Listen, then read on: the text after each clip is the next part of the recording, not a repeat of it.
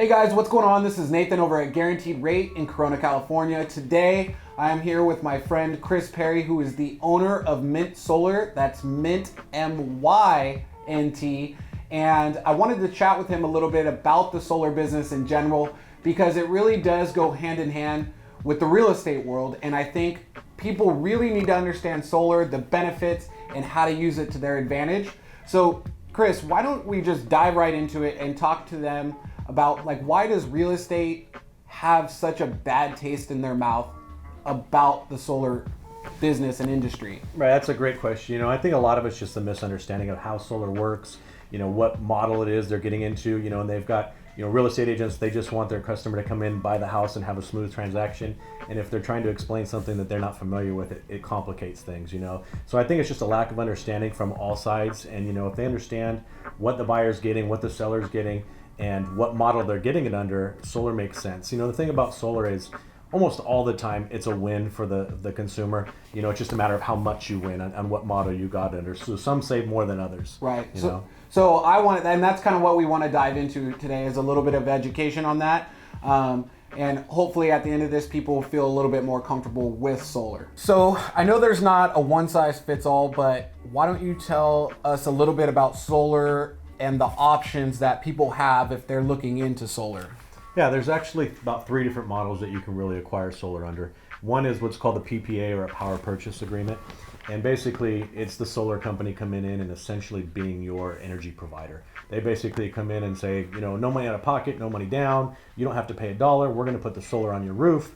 And instead of you paying your utility company X number of cents per kilowatt, you're going to pay us just a slightly less amount. So now your bill's going to range every month based on how much energy you use, but it's going to save you 5 or 10 or maybe 15% less than whatever your utility company is charging you. But you don't own it in that model, and there's a lot of complications that come along with selling a home that has a PPA. Okay. So then the other model would be a lease, like leasing a car, no different. You can buy or lease a car, and that's the other 2 models within solar. So you can lease it. You don't get the tax credit when you lease it. The company or the bank gets that credit, okay. And then you're going to pay a fixed amount to them every month. So the downside of the lease when you're getting a home is you've got to find somebody to acquire that lease if you're going to go sell the home. And again, real estate agents don't want to deal with that. It complicates the process. I personally sold a home where before I got into the solar industry, I was a solar consumer, and I had a lease because I thought that was what you're supposed to do. And buddy had it and came in and sold me the same idea, and I said, yeah, if you did it, I'll do it. This was many years ago, and I had to find a buyer that was willing to take over that lease. I was fortunate that it worked out. And they had to get qualified for the lease and all that, right? Right. They had to get qualified for the lease. They had to be willing to take it over for the same terms and the same amount. And I was fortunate that it worked out, but it did complicate the sales process a little bit, Yeah. So the last process is just to purchase it, and sometimes people think purchase it means I got to write a check to purchase it, but that's not the case. You can finance a purchased system under multiple different ways. But when you purchase it, it's now an asset on your home. You get to sell your home for a higher value. You get to collect that tax credit yourself. So really purchasing is the best model for probably 95% of the consumers out there, is they want to purchase the solar. So now it's an asset, not a liability, and they can sell their home for more. And it's going to make, if it's purchased under the right terms, it's going to make that sale smooth and simple, and you're going to have a lot of buyers. It's going to make it more attractive for buyers to have that scenario. Okay. So for me in the real estate world, the number one thing that we always hear that, it's like nails on a chalkboard is hero, pace. So tell me the difference between, someone leasing it or buying the solar system through you versus hero and pace and all that. Right. So PACE is basically an acronym. It stands for Property Assessed Clean Energy, and it's just a loan type that you can purchase a system under. So it's a financing term, right? And with PACE, Hero is just a big name brand within the PACE community, right? There's multiple banks that offer PACE type loans. Hero is the one we hear around here all the time. So with that, what they do on these PACE type loans is they basically attach it to your property taxes. So now it's the number one spot on your property taxes. It's a lien. It makes it nearly impossible to sell or refinance that home. And this is, my opinion, probably the number one roadblock for real estate agents and people in the real estate community, is dealing with these type of loans. The reason so many solar companies offer this type of loan is because, number one, just about anybody can qualify for them, because as a lender, hey, if I get to attach a lien on your property, I'm getting my money back. Right. So it's super easy to qualify people under a PACE program or a HERO program. And as a business owner, it's super easy to get qualified for one of these programs. All they want to see is we have a contractor's license, and they'll lend to any one of us, right? So with Hero, just for those of you that don't know, Hero, it becomes a lien against the property. So if Chris had a Hero loan on his house and he went to go sell it, that Hero goes into first position and they will not subordinate. So it has to be paid off with the proceeds, or the seller and the buyer have to split it cash to get it paid off. And it's just a nightmare because it is a lien against the property, like he said. So what you're talking about, your leases, your purchasing programs that you have, they're not a lien against the property. Correct. The purchases that we do is we use unsecured financing. It's a personal loan. It's like going to buy an RV. It has nothing to do with the sale of the transaction. The problem for us as agents to get these loans is we have to be vetted by the company. So not all solar companies out there can get unsecured loans. They actually go through and vet us, make sure that we're all of our license, everything in order, that we're doing quality work, because they're on the hook for these, obviously, right at some point.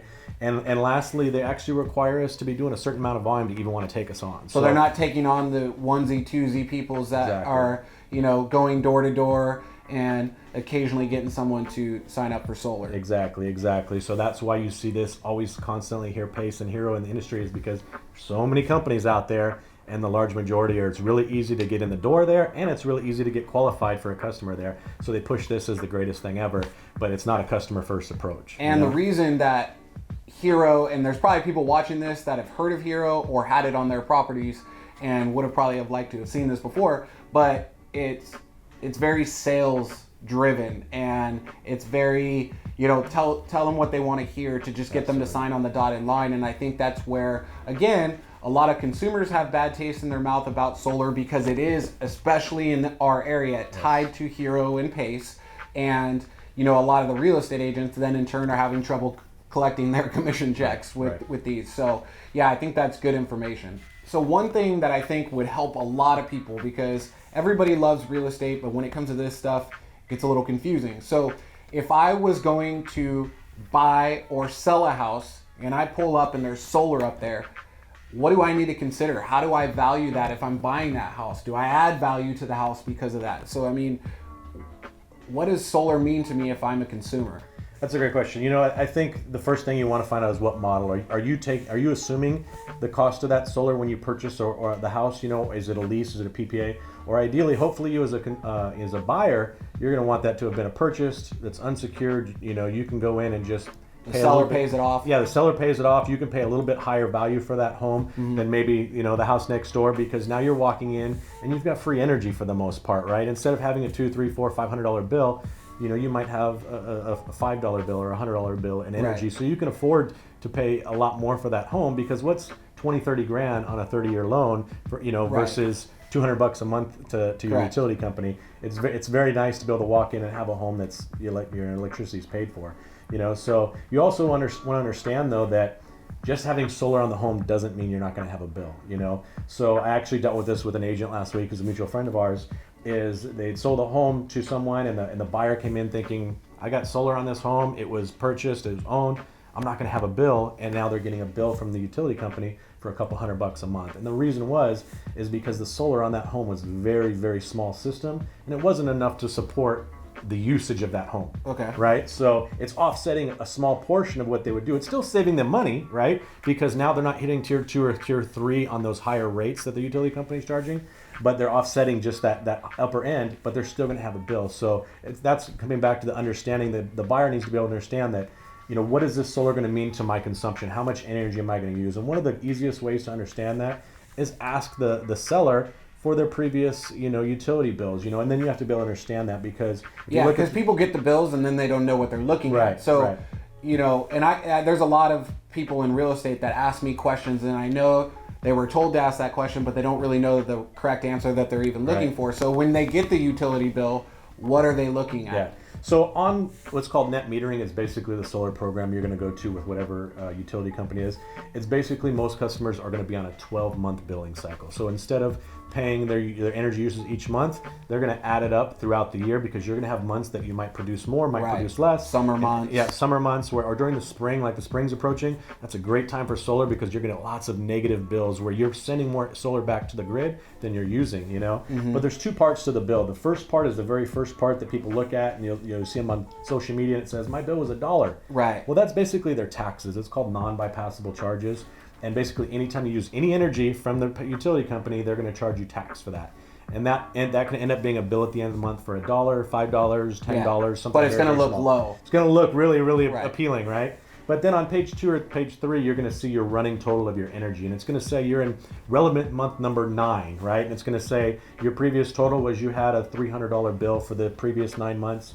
This month you've got a credit of $30. So now your collected bill for the year is $270 or something like that. So, but that bill is going to come at the end of the year. You're going to get a bill every month, right? You're still going to get the bill every month, but you're not going to pay that usage charges until month 12. Okay. So for me personally, I get a credit back. Okay. You know, my utility company is going to give me a $400 check next month, because I've built a system in my home that produces more than what I use. Right. So So if you were a consumer, was that a smart way to go? Do you pay a little bit more for extra panels? Yeah.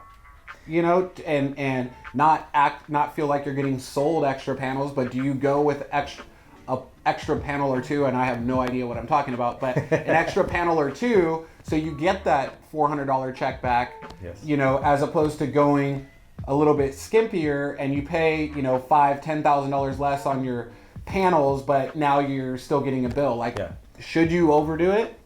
If you're going with my company, 100% of the time. All my customers always get 100 to 110, 115, 100. If they're going to put a pool in next year, sometimes even more, a percent of what they did the previous year. But that's because we're operating at such a less expensive cost than the other, you know, companies out there in the industry. Other companies might be charging so much more.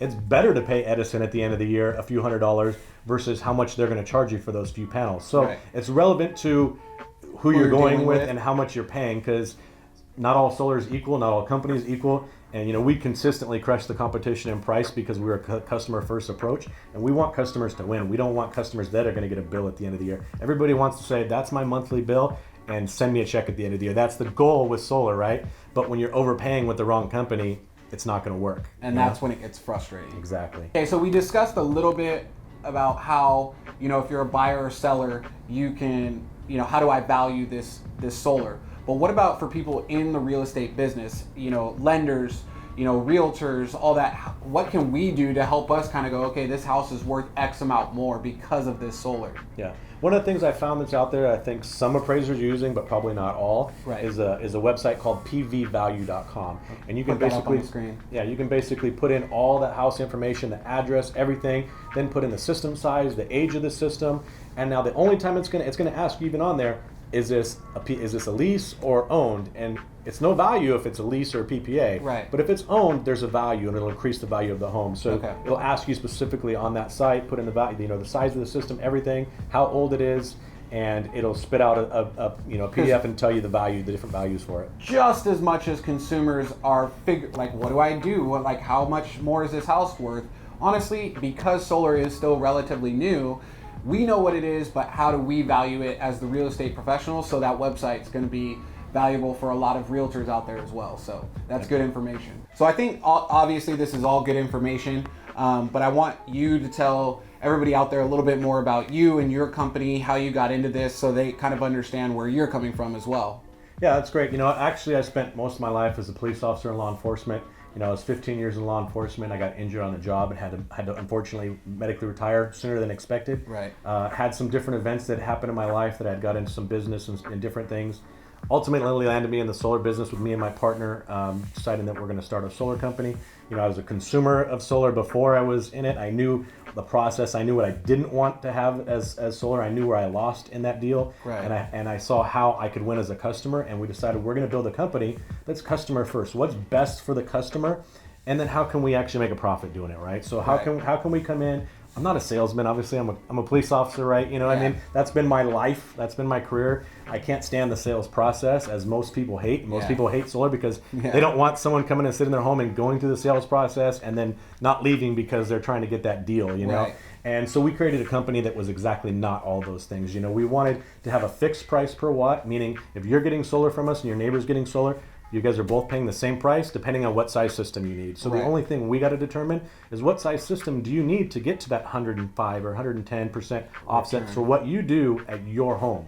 You know, so it's just about deciding your system cost, and then we've come in and we've got, like I told you before, the unsecured financing, so you're not getting stuck in a PACE loan, you're not getting stuck in a lease or a PPA, which are the least, you know, best investment models for you. This is where you win the most, right? 95% of customers win the most in a purchase on unsecured financing or paying cash. If they're able to do that, you can even save more because then now you don't pay the bank fees, right, to start the loan origination fee.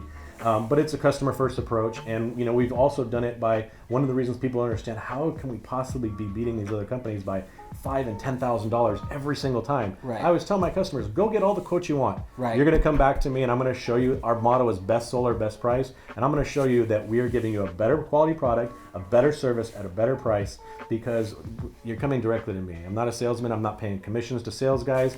Our marketing budget is very small. I don't have someone standing in your local hardware store getting an hourly rate to try and attract you. We actually incentivize our customers to help us attract customers. We create the most happy customers in the world, and then they send us referrals, and that's why from our business model we're able to save customers so much money and get them the right kind of solar that's going to work for the real estate industry, that they can sell and get a higher value on their home, and it's going to be a good investment for them. Because there's not a one size fits all, and you know, and I think that customer first approach is going to be fantastic, and that's why you guys are doing so well. So if you guys have any more questions, you'd like to get in touch with Chris, his information's here on the screen, and he'd love to help you out. I can vouch for him. He's a great guy, and he's going to direct you in the right direction as far as what you need for your particular scenario.